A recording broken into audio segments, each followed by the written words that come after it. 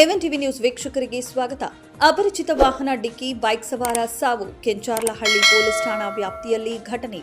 ಅಪರಿಚಿತ ವಾಹನ ಡಿಕ್ಕಿ ಹೊಡೆದು ಬೈಕ್ ಸವಾರ ಸ್ಥಳದಲ್ಲಿ ಮೃತಪಟ್ಟಿರುವ ಘಟನೆ ಕೆಂಚಾರ್ಲಹಳ್ಳಿ ಪೊಲೀಸ್ ಠಾಣಾ ವ್ಯಾಪ್ತಿಯ ಸಿದ್ದೇಪಲ್ಲಿ ಕ್ರಾಸ್ ಬಳಿ ಸಂಭವಿಸಿದೆ. ಮೃತಪಟ್ಟ ವ್ಯಕ್ತಿಯನ್ನ ಚಿಂತಾಮಣಿ ತಾಲೂಕು ಚಾಂಡ್ರಳ್ಳಿ ಗ್ರಾಮದ ವಾಸಿ 37 ವರ್ಷದ ಲಕ್ಷ್ಮೀ ನರಸಿಂಹಪ್ಪ ಎಂದು ಗುರುತಿಸಲಾಗಿದೆ.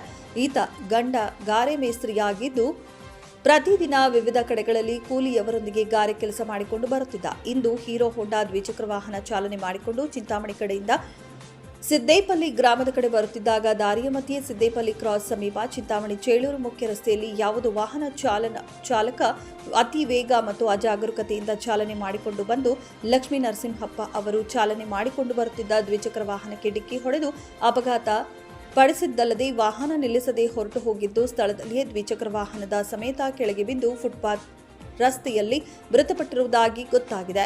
ಘಟನೆ ಕುರಿತು ಕೆಂಚಾರ್ಲಹಳ್ಳಿ ಪೊಲೀಸರು ಪ್ರಕರಣ ದಾಖಲಿಸಿಕೊಂಡು ಮುಂದಿನ ಕ್ರಮ ಕೈಗೊಂಡಿದ್ದಾರೆ.